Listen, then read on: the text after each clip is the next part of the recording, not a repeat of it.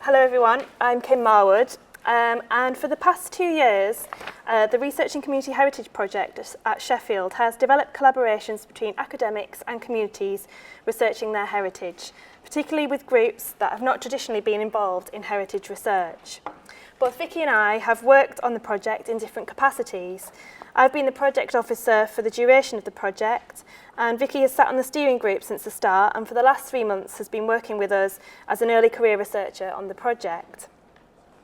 And when reflecting on the many projects we were involved with, we began to see a number of significant themes emerging. And in this paper we want to tease out one aspect of community heritage research that we have seen develop during the project, and that is the role of creative practice in community heritage projects, specifically filmmaking, photography and performance. A number of recent studies have explored the links between art and archaeology. Artists have experimented with archaeology in their practice, interpreting and reimagining archaeological sites in particular historical moments, like artists Jeremy Deller and Mark Dion. And increasingly, archaeologists are working with artists in community settings, exploring new ways of interpreting sites using creative methods from outside of their discipline. And whilst we acknowledge the relevance of this scholarship, today we want to highlight another way in which heritage and creative practice come together. In heritage projects, the artist is often seen as a facilitator or vehicle for producing tangible outcomes, increasing participation in community projects and disseminating findings to wider audiences. Yet they frequently intervene in the construction of heritage. Their creative practice in these settings is changing how heritage is discovered, interpreted and presented, and it offers a lens through which to experience and theorise our historic environment, material culture, personal and community histories. So based on these observations, we have 3 key points that we'd like to emphasise today, and which set our argument apart from existing debates. Firstly, we are considering heritage more broadly. This includes archaeology, but also encompasses oral histories, historic sites and buildings, and community histories. Secondly, rather than being interested in the outputs, we're interested in how creative practices as processes can be useful tools for community researchers. The central idea is that filmmaking, photography and performance can be interventions in the research process, not just representations or outputs of projects. They can be part of the experience of researching and can work to actively produce heritage. Finally, we believe that creative practice has the potential to be inclusive, participatory and accessible. It can lead to new ways of looking, allows community partners to shape and inform research, and breaks down the divide between expert and non-expert. Creative practice allows multiple perspectives of heritage to be seen and heard, as well as document people's processes of the discovery of their past. So we have 3 case studies today that we think will illustrate this, all involving creative co-production with community partners. The first example is a photo film developed with Healy History Workshop. The piece was the collaborative effort of the project team, an established local history group who meet weekly to share and research the history of Healy, an urban village in Sheffield, 4 undergraduate students from English and Archaeology who recorded the oral histories and scanned photographs and documents collected by the group, myself as the researcher guiding the project, and Gemma Thorpe, a filmmaker and visual artist. I'm just going to show a short clip from the photo film that we produced.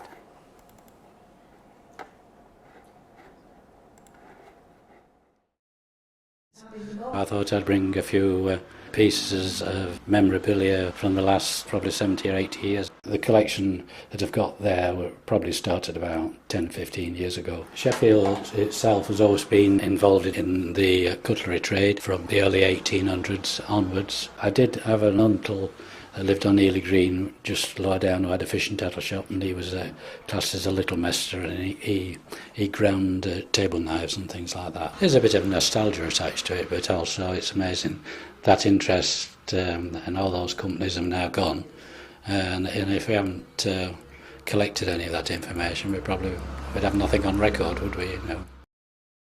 I never thought history would be interesting to me, but it is now. That's part of my life. Sid's an excellent researcher, and he does it his way.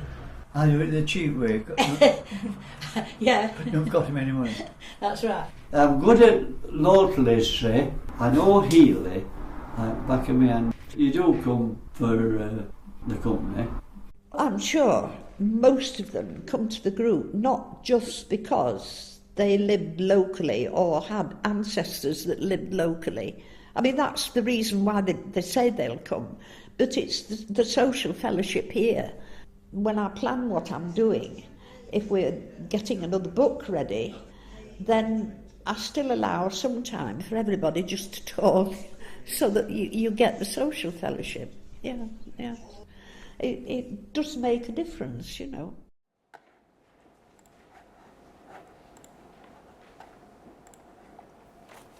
So the artist Gemma in this project significantly impacted on the research. The group were researching the social life of their area, reflecting on lost traditions which revolved around church life, boys and girls brigades, and Christian celebrations such as Whitsuntide. As the film began to take shape, a narrative was beginning to emerge. The process of digitising the archival photographs and combining them with the contemporary documents, the present-day photographs of their activity as a group in the present, alongside voice recordings reflecting on recreational activities enjoyed in the past, as well as their current mode of socialising, meeting weekly, gave the group a new sense of community, which Lillian describes in the film as a social fellowship. The group initially conceptualised of the film as a sort of audio guide in which they would narrate the photographs they had collected. Gemma's intervention as an artist in this process, departing from the original idea, resulted in a process in which the group reflected on their reasons for coming together as researchers. In generating new narratives about Healy and its community, Gemma's film worked not only to document but actively produce their heritage.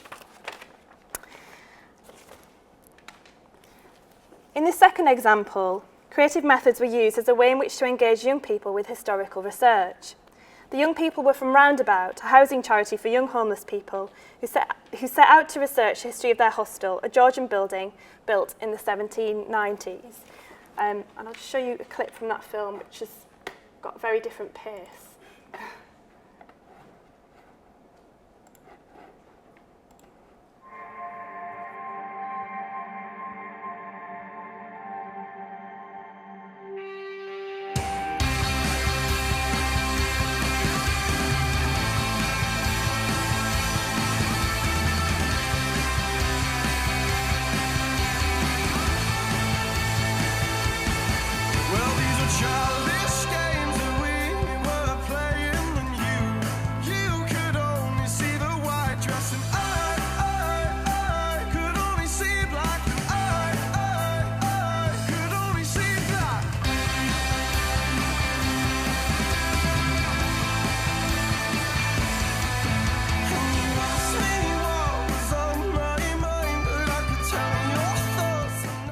Some of the steps that I've gone through in researching this building are the steps that the young people and people involved in the project will be walking through as they research the hostel at St Barnabas Road.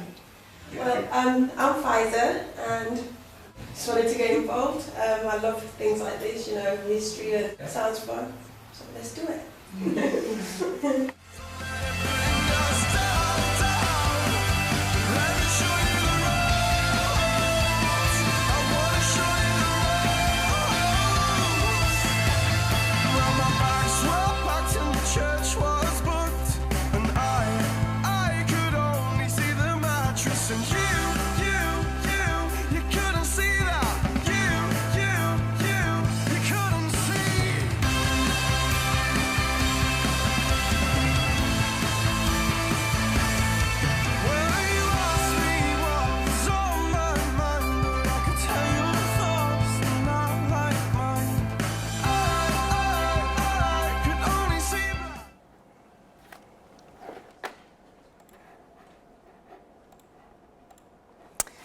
So it's worth saying that the young people actually filmed each of the research activities, which included a visit to the local studies library and a heritage trail exploring nearby buildings built around the same period.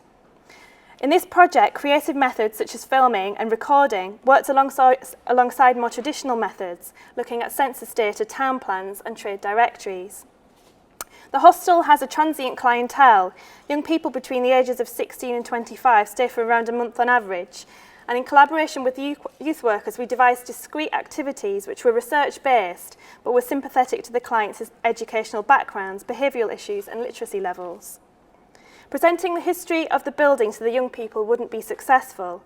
Instead, by participating in the research, discovering it alongside university researchers using creative methods, the history of the building matters, and they have ownership, even if only temporarily. Here, unlike the Healy project, the participants engaged with the historical research through creative practice. They recorded, edited and narrated the research process, learning new skills and gaining experience.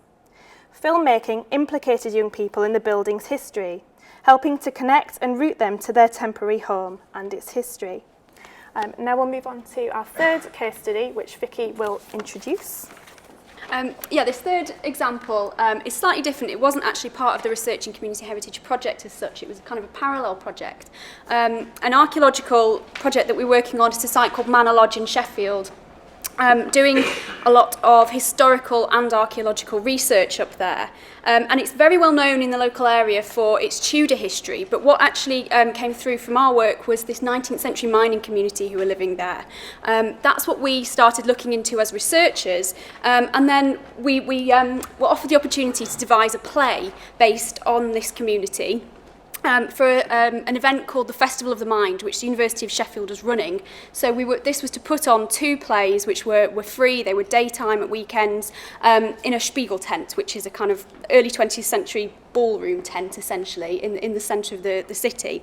So we worked with a local theatre company and a small community cast to devise this play completely from scratch and to perform it. So in a way, this was a slightly more academic, it had a slightly more academic impetus for this project, but I think the reason we wanted to include it was because a lot of the processes that we went through, I think, echo what Kim's just been talking about in terms of working with photographers and filmmakers. Performance can kind of come into that as well.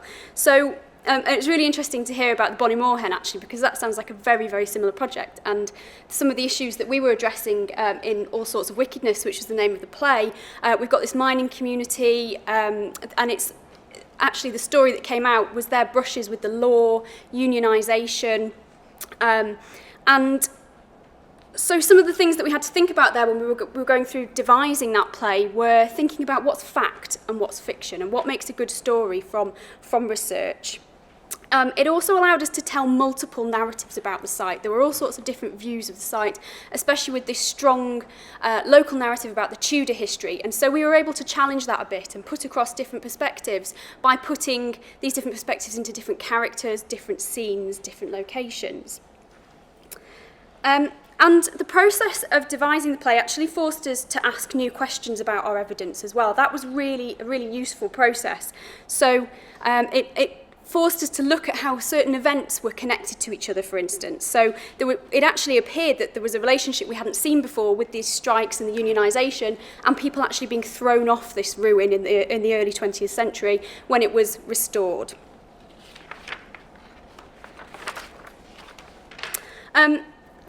So, although this doesn't quite have the same level of community input as the other examples, the processes there, I think, could be potentially very useful, as the Bonnie Moor Hen shows, for allowing people to investigate their own history, decide what aspects of their heritage they want to put across to people. It can be quite an inclusive process. So just to conclude, really, a couple of things that we wanted to say about this is that we're kind of starting to think about this as a thread that comes out of the work that we're doing at Sheffield, and we hope that it might benefit other groups in the future. And we really want to reiterate the importance of seeing creative practice as part of the research process, as an intervention, not just documentation. And then it throws up all these other questions that we're having to think about as well. So how do you separate fact and fiction in creative practice? Is there a danger that actually the stories you tell through creative practice become heritage? And is that a problem? What happens to the documentation materials? Do they again become heritage? How are they curated? And we need to think more about what community groups get out of their experiences of creating, of combining heritage and creative practice. So this is very much a work in progress, isn't it, Kim? But we're kind of here today just kind of throwing out our thoughts, and so any feedback would be very welcome. I think we'll end it there. Thank you. Thank you. Thanks.